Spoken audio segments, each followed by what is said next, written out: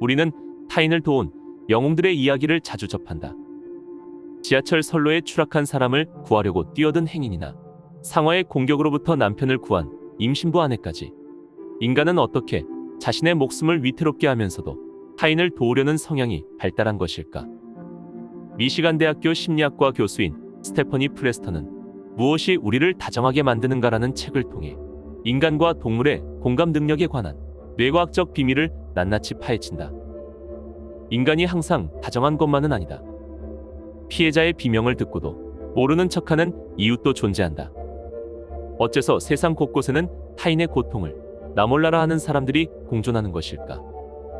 저자에 의하면 다정함은 결코 뇌의 크기에 비례하지 않으며 우리 안에 내장된 다정함의 회로를 끌어올리려는 노력이 사회적 차원에서 이루어진다면 세상은 좀 더 살만한 사회가 될 것이라고 한다.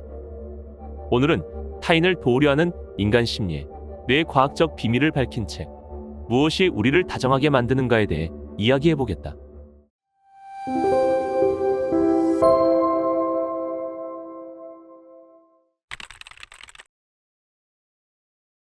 타인을 돕고자 하는 이타적인 면모는 오직 인간만이 느끼는 감정은 아니다. 생리심리학자 윌리엄 윌슨 크로프트는 어미 쥐가 갓 태어난 자기 새끼를 회수하는 동기에 관해 연구했다. 어미 쥐는 보상으로 먹이를 받지 않을 때도 같은 시기에 태어난 다른 쥐의 새끼까지 책임감 있게 보금자리로 옮겨놓았다. 우리는 유인원과 인간이 유전적으로 밀접한 관련이 있다고 믿고 있지만 유전적 또는 외형적으로 겹치는 부분만이 잠재적 공통점의 전부가 아니다. 인간은 심지어 호박과도 유전적으로 75%나 연관되어 있다. 갓 태어난 새끼에게 반응하는 성향은 공통조상을 둔 다양한 포유류종의 뇌와 행동 속에 비슷한 형태로 나타나는데, 과학자들은 그런 포유류의 성향에서 이타적 욕구가 직접 진화했다고 믿는다. 설치류의 새끼 회수 행동과 인간의 영웅적 행동은 비슷한 뇌 내부 메커니즘에 의존한다. 특히 새끼 회수와 이타적 행동 모두 같은 뇌 영역이 관여한다는 점도 중요하다. 하지만 다른 포유류와 본능을 공유한다는 것은 우리가 쥐와 똑같다는 의미가 아니다. 단지 사랑하는 사람을 보호하려는 고도로 적응된 필수적 욕구를 공유하고 있다는 뜻으로 그 욕구가 때때로 이타적인 도움행위로 이어지는 것이다. 우리는 도움이 필요한 사람을 보더라도 접근하기를 주저할 때가 종종 있는데, 바로 구경꾼 효과로 설명되는 현상이다. 목격자인 인간은 고통스러운 상태에 처한 낯선 유아를 발견하더라도 더 능력이 있거나 친숙한 사람이 있으면 접근하려 하지 않는다.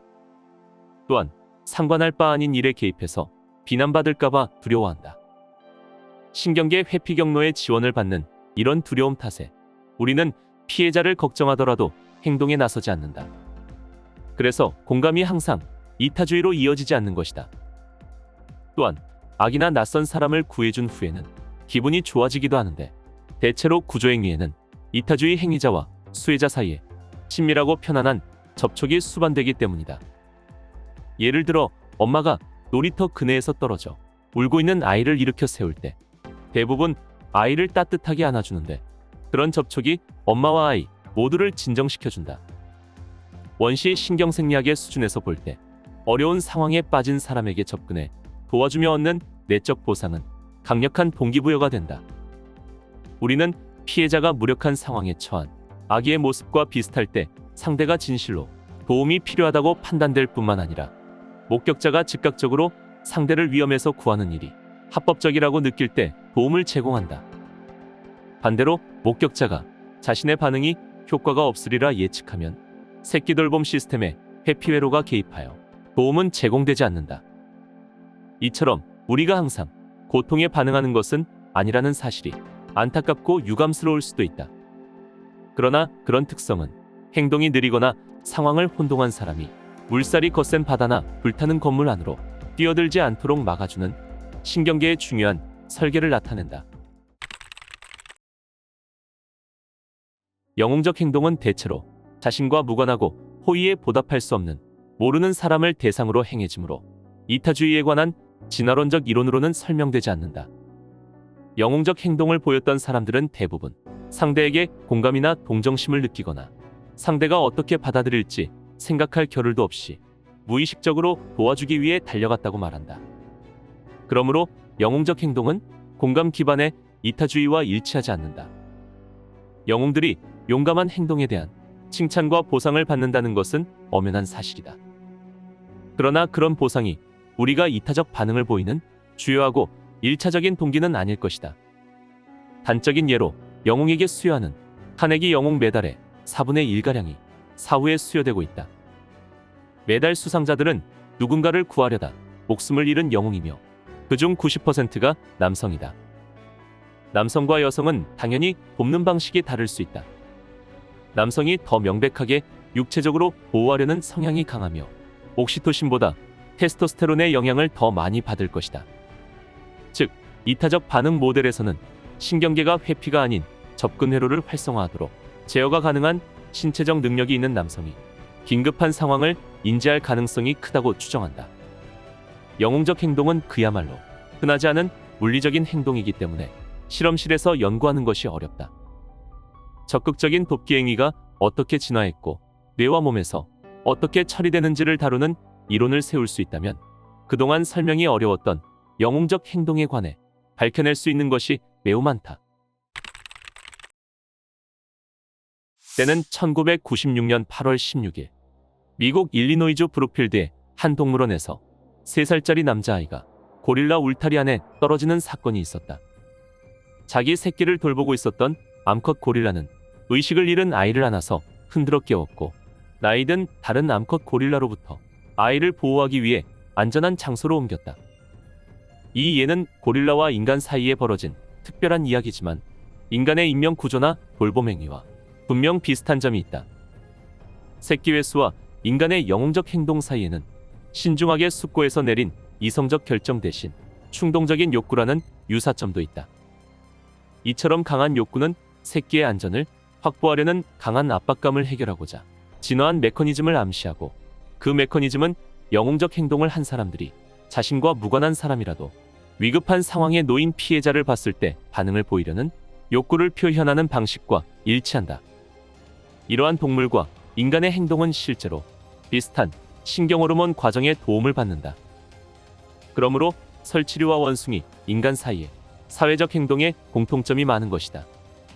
겉보기에 뇌 크기나 주름의 차이가 있더라도 뇌의 일반 영역이 사실상 모두 같으며 뇌 영역들은 비슷한 기능을 수행하고 유사한 상호 연결을 포함한다. 심지어 쥐와 인간도 비슷한 종류의 정보를 처리하기 위해 같은 신경전달 물질과 호르몬을 사용한다. 쥐들도 인간처럼 피해자가 혈연관계이거나 비슷한 외상을 경험한 적이 있거나 고통에 공감할 때 동료를 도울 가능성이 더 크다. 인간과 다른 포유류의 뇌 시스템과 기능이 비슷하다고 해서 인간에게 고유한 성질이 있음을 배제한다는 의미는 아니다. 이와 같은 유사는 인간의 많은 행동이 다른 종과 공유하고 있는 만큼 즉흥적이지만 여전히 복잡한 계산을 통해 일어날 수 있음을 의미한다. 일반적으로 뇌 영역은 오직 한 가지 행동만 지원하는 경우가 거의 없으며 이타주의를 담당하는 뇌 영역도 따로 없다. 뇌는 본래 다양한 유형의 정보를 연결하고 연상작용을 통해 지속적으로 통합한다. 이런저런 정보가 동시에 작용하기 때문에 종종 무의식적으로 적응적 반응을 일으키는 것이다. 이타적 반응은 본능에 따라 일어난다. 그러나 통제할 수 없는 분별 없는 행동이거나 항상 똑같이 나타나는 행동이라는 의미는 아니다. 대다수의 행동은 개인의 유전자, 생애 초기의 삶, 환경, 현재 상황 등에 민감하도록 설계된 정교한 신경계에 부호화되어 있는데 그 방식이 유연하고 대체로 적응적이다. 사람들은 어린 새끼처럼 취약한 피해자에게 강한 이타적 동기를 느낀다. 또한 피해자가 지금 당장 도움을 요구할 때 가장 강하게 동기화된다. 도움이 절실한 사람일지라도 그 요구가 긴급하지 않다면 피해자를 생각한다는 것만으로 스스로를 자랑스러워하다가 결국에는 행동으로 옮기지 못할 것이다. 인간은 명백한 고통에 반응을 보이도록 진화했다. 그러므로 사람들이 감정을 억누르거나 숨기면서 체면을 지킬 때 우리는 그들의 어려움을 알아차리지 못하고 도와줄 수도 없게 된다. 사람들은 종종 자신이 좋아하는 사람이 우울증이나 정신질환을 앓고 있다는 사실을 너무 늦게 안다. 이런 질환이 있는 사람들은 보통 창피하거나 동정을 받는 것이 걱정되어 증상을 감추거나 도움이 필요하다는 사실을 숨긴다. 치명적인 정신적, 육체적 건강 문제를 가족에게조차 알리지 못한다면 분명 피할 수 있었음에도 불구하고 끔찍한 결과를 맞게 된다. 우리는 고통을 표현하는 행위가 특히 도와주고 싶어하는 가까운 사람들 사이에서 정상적으로 이루어지도록 더 열심히 노력해야 한다. 만일 우리가 아무 관련이 없는 타인을 돕는다면 비록 욕구에 의한 것이라 할지라도 이를 실수나 오류로 치부해서는 안 된다. 바로 인간의 생존을 돕기 위해 진화한 우리 몸과 뇌의 내적 과정을 통해 방출된 행동이기 때문이다. 인간은 본질적으로 사회적 동물이다.